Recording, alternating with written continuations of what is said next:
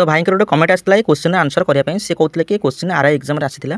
तो देखो आज करवा a persons buy 36 lemons in 1 rupees and sold 20 lemons in 1 rupees then what is the profit percentage करवा। देखो बेटा तो करवा तरीका हूँ देख ये तुम लिख पैसा लिख एपटे लिख कौन ना आर्टिकल्स लिख। तो मत गोटे कथा कह सी कौन कर 1 टंकार 36टा लेमन कौन कर कि अर्थात कस्ट प्राइस के हम ना केते टंकार ना 1 टंकार केतेटा कि ना 36टा लेमन कि लिखिदेव ये।